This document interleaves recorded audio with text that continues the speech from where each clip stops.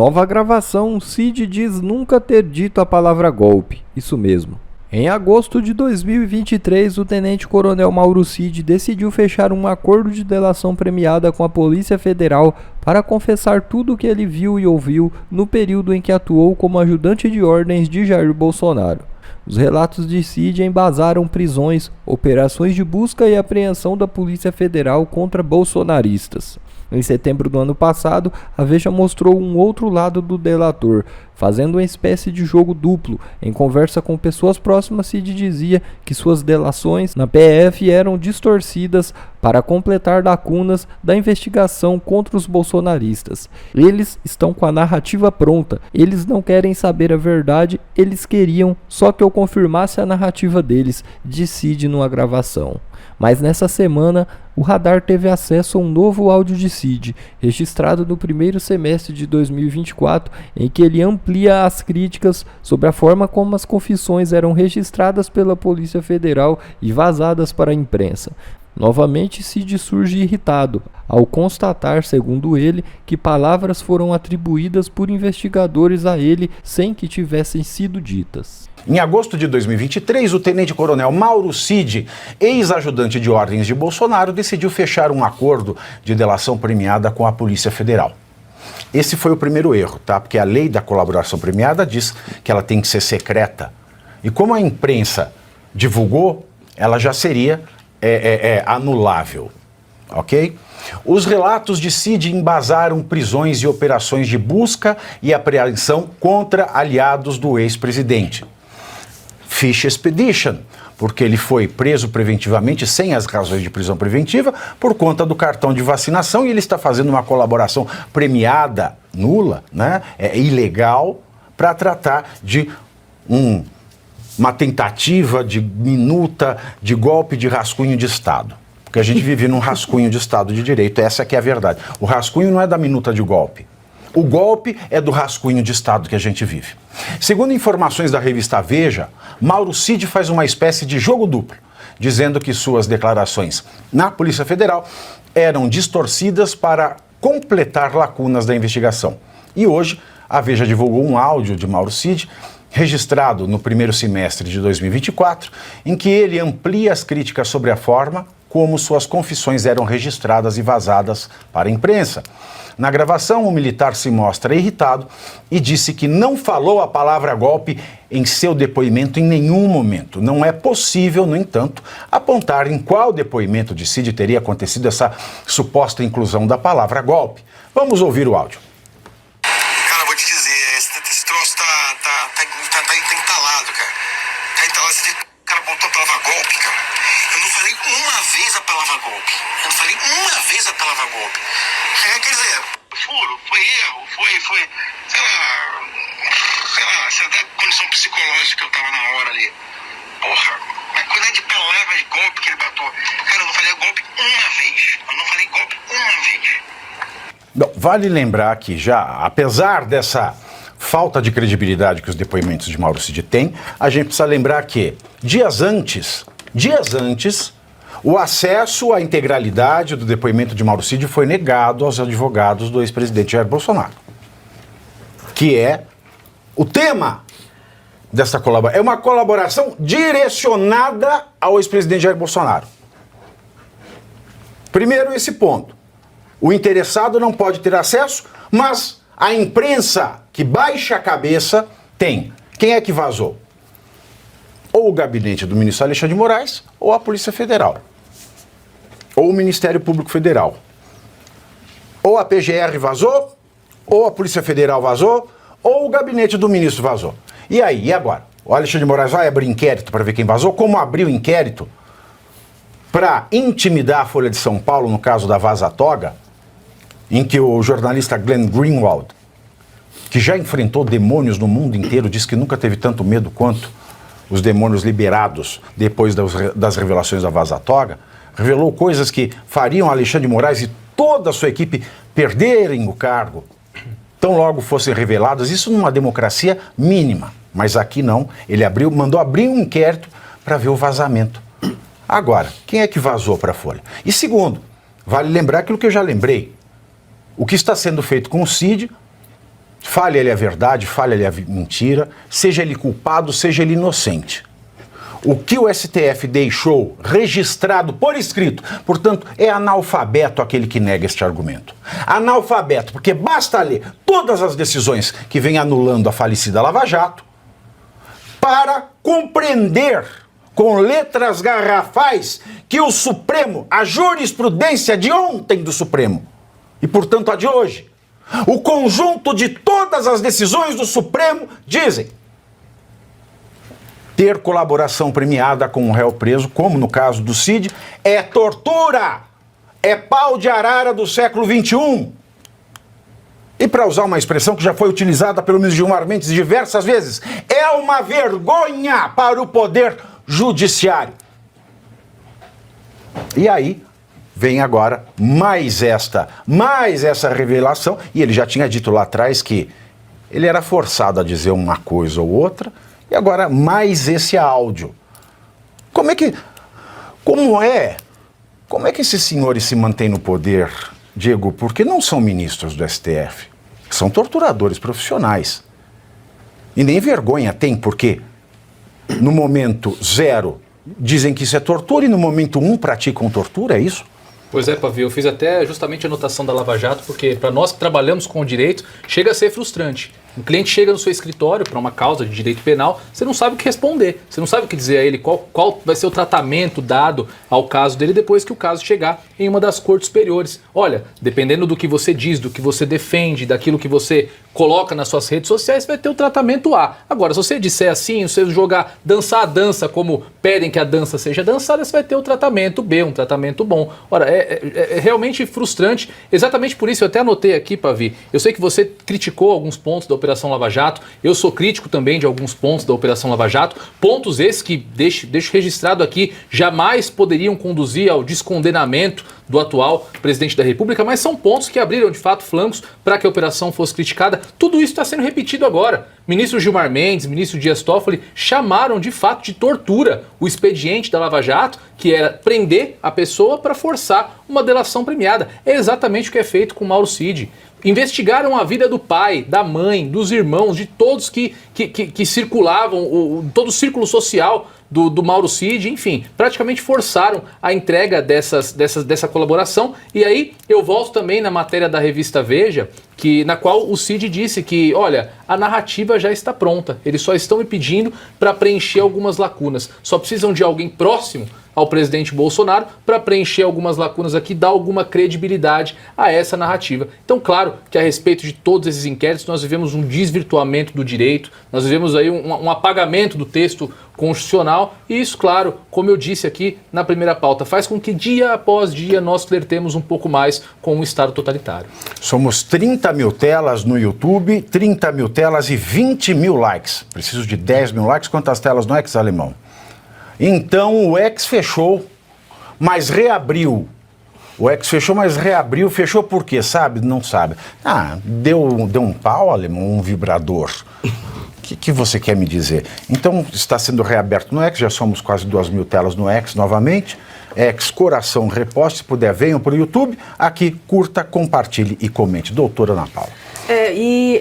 Eu notei no depoimento aí, nesse áudio, né, do Mauro Cid, que além da questão dele falar que não falou em nenhum momento a palavra golpe, ele ainda fala ali num trechinho, dizendo assim, porque eu não sei, porque eu estava numa situação psicológica, algo nesse sentido. Quer dizer, confirmando isso que nós estamos dizendo aqui, da situação de tortura psicológica pela qual ele está passando. E, diferentemente dos casos semelhantes na Lava Jato, os casos da Lava Jato, esses réus que estavam presos ainda tinham a quem recorrer aos tribunais superiores. No caso dessa tortura que está sendo impetrada pelo próprio STF, os réus não têm a quem recorrer. Então é uma tortura psicológica ainda mais severa, porque você fica... Impetrada ou impetralhada? Impetralhada. Porque você fica sem saída. A expressão do final do autor dessa expressão. Essa sensação que todos nós estamos tendo de que nós estamos sem saída. Porque nós temos alguns ministros, em especial o ministro Alexandre de Moraes, que disse com alto e bom som que as redes sociais foram tomadas por imbecis, né? E, na verdade, nós estamos sendo governados por imbecis. Nós estamos sendo governados por pessoas que estão usurpando e abusando do seu poder, tratando as pessoas dessa forma, usando a criatividade para incriminar os seus adversários políticos, e estamos de mãos atadas. Por quê? Porque o STF se tornou o poder absoluto no Brasil.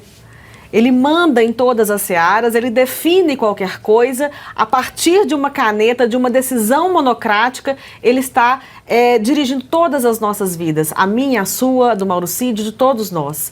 Então nós estamos vivendo uma situação, todos nós, dessa tortura psicológica. E como já foi dito aqui na mesa, é uma delação premiada nula, e ainda que em que pese não a fosse, ele fala ali com todas as letras, que em nenhum momento ele usou a palavra golpe. Então a gente vê trechos do depoimento sendo vazados, agora parece que foi a íntegra, para formar na opinião pública essa falsa sensação de que houve uma tentativa de golpe que não aconteceu. Não houve essa tentativa de golpe. É um crime criado, é um crime que surge da criatividade desses algozes que nós temos da nossa democracia. A grande verdade é que eles ficam chamando o vibrador de piroca. Né? E fica, não é. E eles impõem uma palavra, uma coisa que não é aquela coisa que a palavra denomina. Porque o Nelson Jobim, que foi ministro do STF, deixou para ser ministro da Defesa do governo Lula II.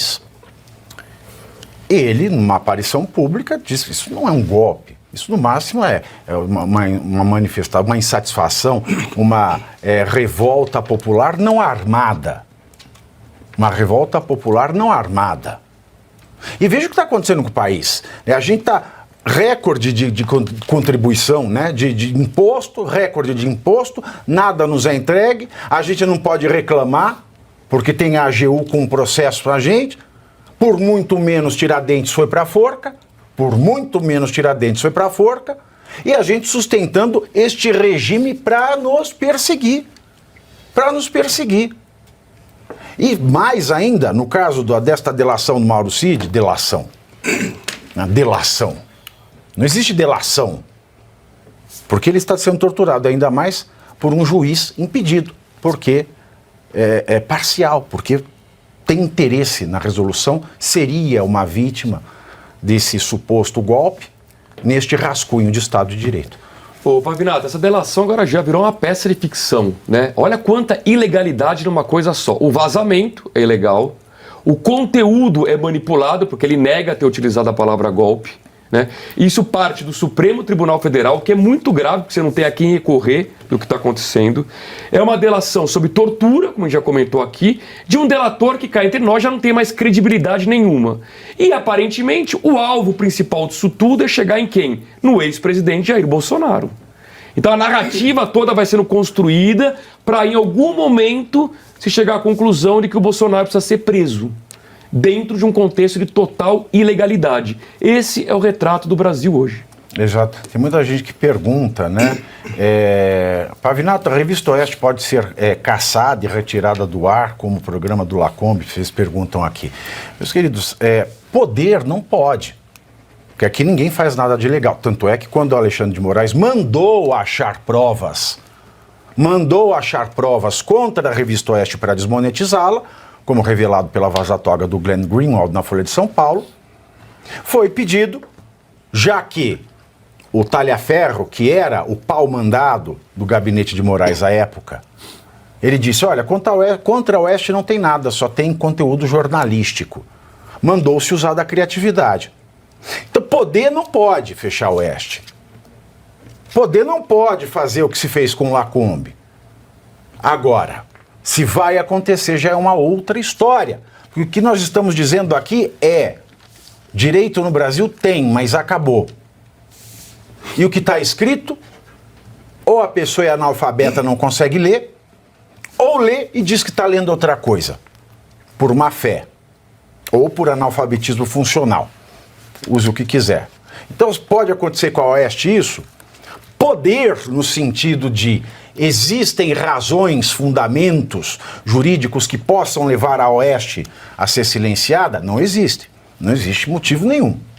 Mas Pode ser que aconteça? Pode, porque nós estamos vendo aqui uma ditadura de toga e um homem sendo torturado, vivendo um drama psicológico, goste você do Mauro Cid ou não, a fim de extrair alguma coisa que enrede o ex-presidente da República. Por qual razão? Não sei. Mas razão de direito não há, né, professor? Pavinato, quando você certa vez categorizou que nós vivemos um fascismo acadêmico, você foi perfeito. Mas é um fascismo acadêmico de baixo nível, dessas universidades brasileiras que se destruíram em função não de produzir ciência, mas em função de produzir ideologia de baixo nível para justificar vagabundos chegarem no poder.